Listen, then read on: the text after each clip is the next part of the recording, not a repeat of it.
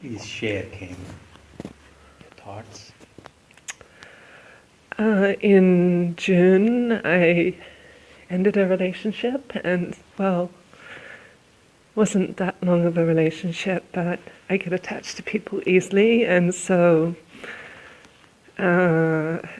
it's still been playing on my mind, like, why did it have to end that way?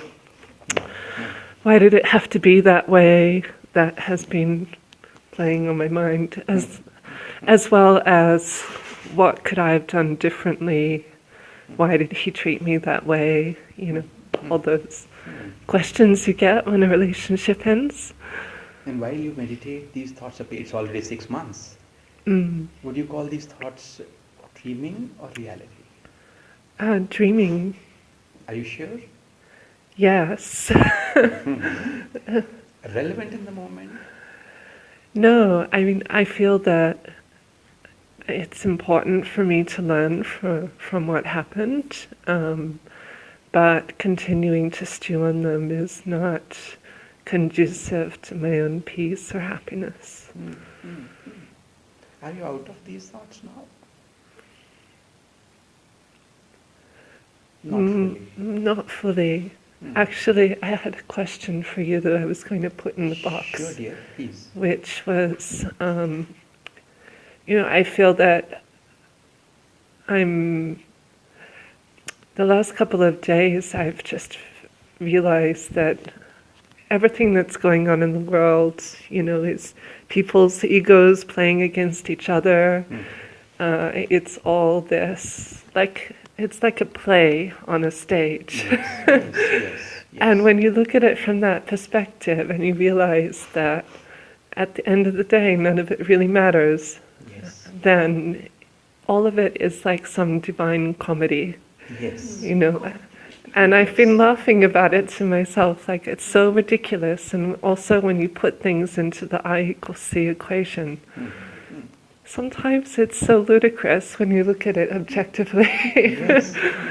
And you think, what am I thinking? And so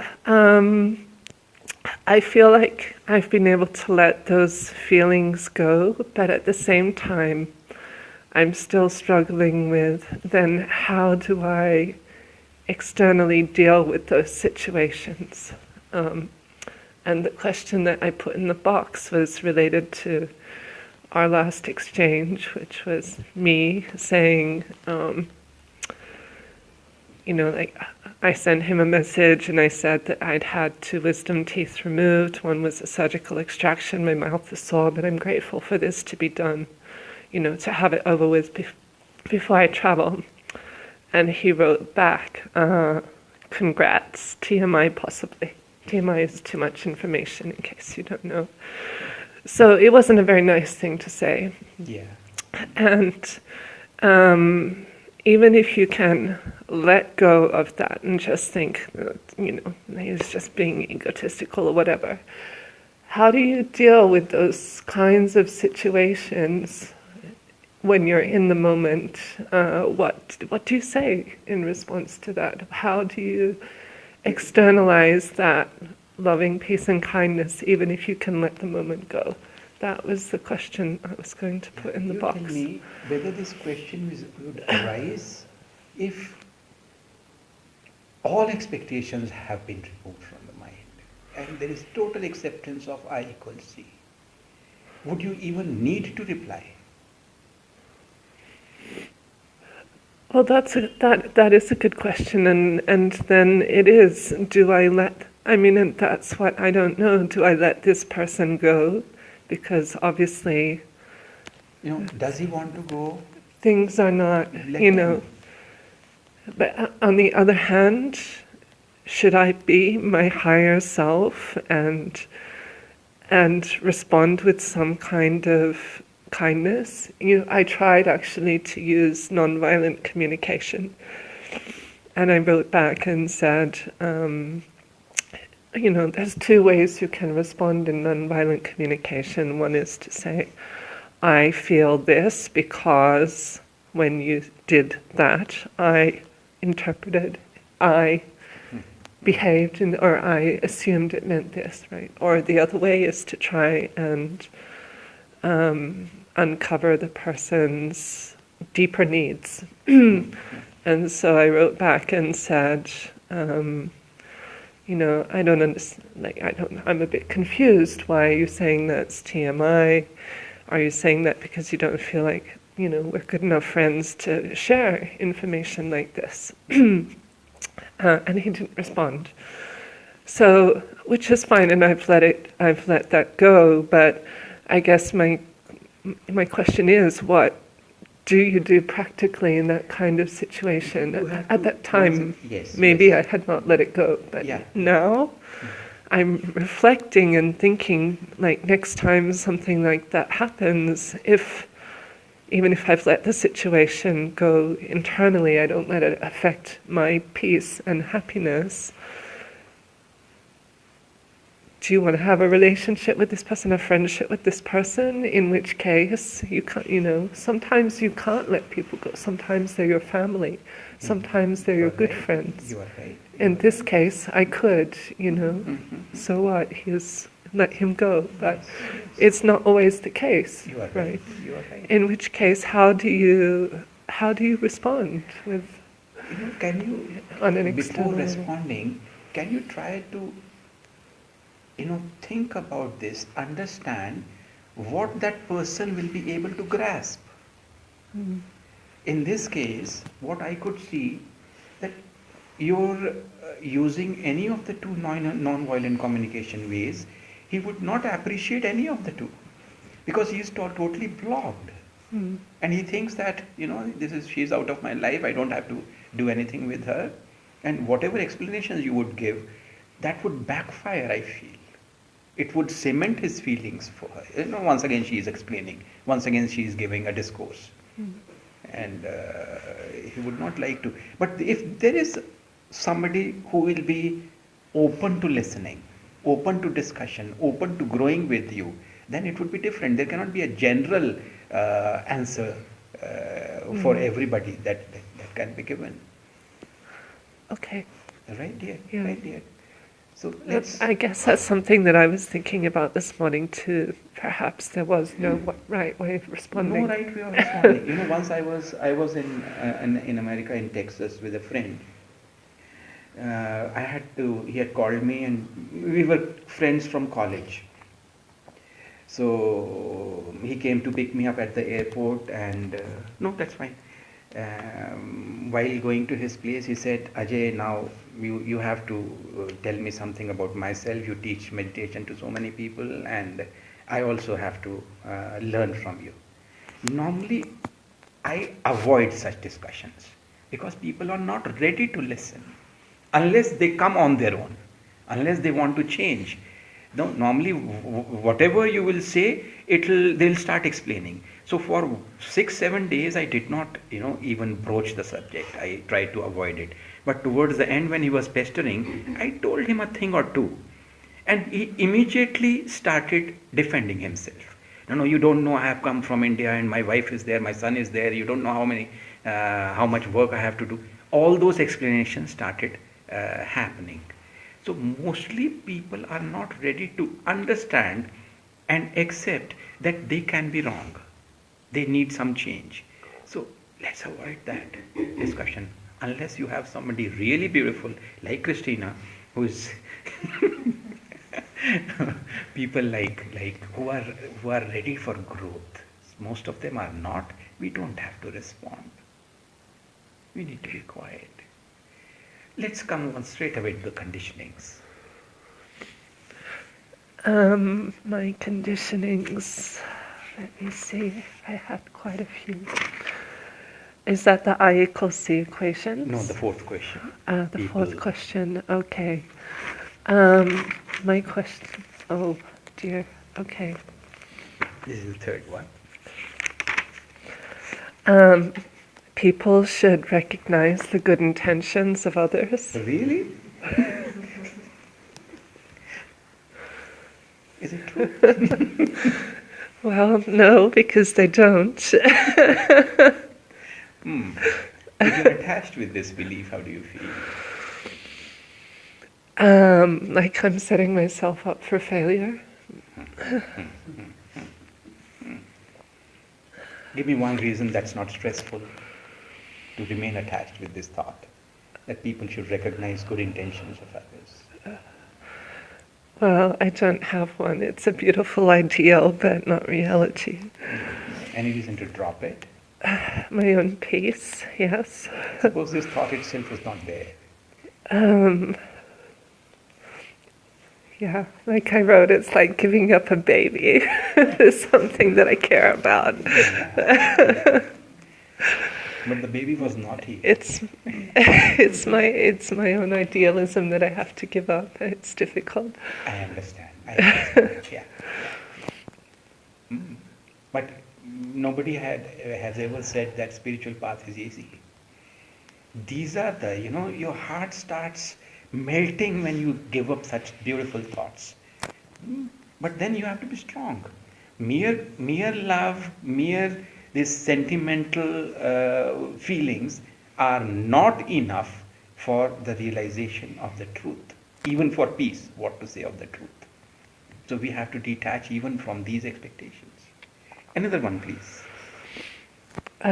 People should try their best or everything to make things work. Oh, really?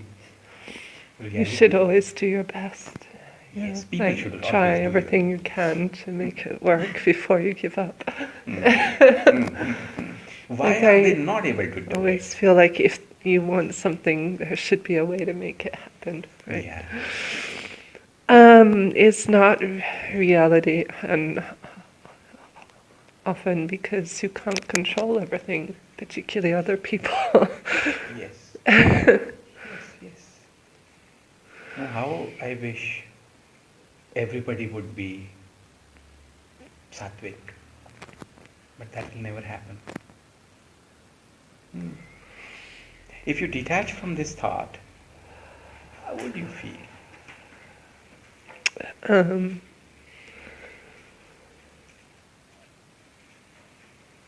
I guess more peaceful. Again, it's like hard to I let go of the understand. I belief, understand. but if I detach with it, I understand that it would be more beneficial to my own peace of mind. Yeah, and we also need to once again remind ourselves that it's the notion that we are detaching from, but that notion we are keeping in ourselves. Our business is that we should understand others. Right. There should not be these conditionings. These we embrace these beliefs. We embrace. So you are not giving up the baby for yourself. Mm. You are going to live with the baby, and you are not expecting that others should care for your babies. Another one. You have 5 of them. Frequent communication about matters of importance is necessary in relationships. This came up because I felt that we didn't talk enough, and that Could you? I don't think you didn't try. well, it was a long distance relationship, which didn't help. But yeah, I mean, I think we're living different lives, and he was traveling. I was in one place at that time, and he had kind of, he was living in the moment, actually. In many ways, I realize he's been a good teacher for me, because he was living in the moment in the place that he was, and I think perhaps didn't want to engage at the same level of frequency that I did.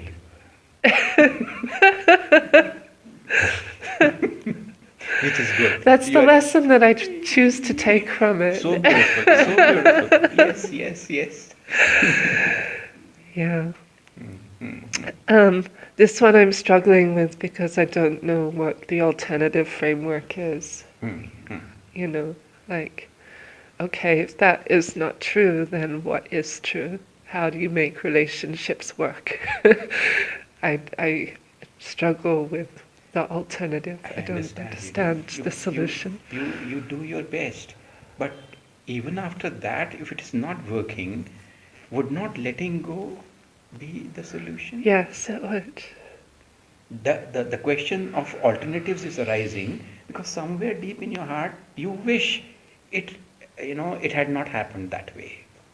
You wish that it should not happen in the future. Who knows? If you're not learning your lessons, it will repeat. Yeah.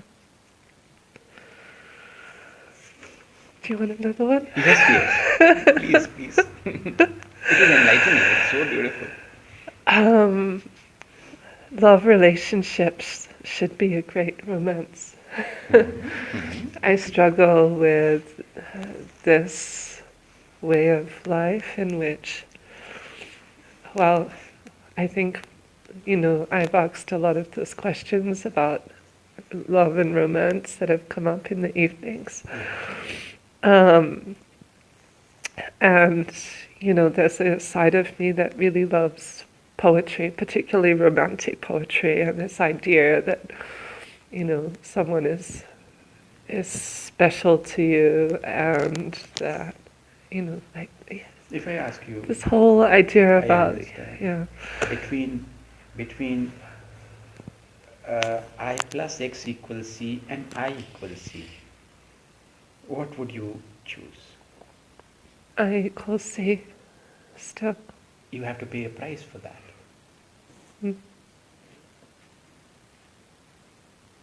Yes. You have to let go of this. Only then you can grasp the other one. Your center within yourself, you fulfilled within yourself, and love has various forms. It's not mere romance. It can be kindness for some, it can be friendship, it can be care. Depends with whom it is. But with romantic feelings, I realize, and this is the experience of all of us, I know, sitting here, that it gives you that initial fillip, that initial kick. But with time, it disappears and keeps you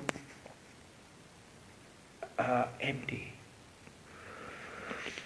I think yesterday, Yes. sorry to interrupt, Please. I was also thinking about, would I want another person to think I plus me equals C? And when you turn it around that way, actually the answer is no, because also I don't want that responsibility of having to complete another person. And that was a big opening of perception for me, because I'd always thought about it from my own perspective. But when you think about it from, would I want another person to feel that way, that they are not complete without me?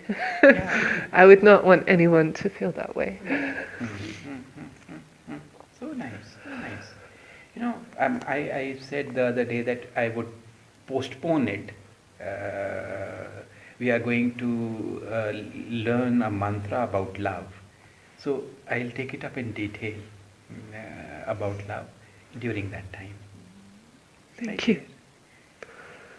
The last one? The last one is, people should not lash out at others. They should address issues respectfully.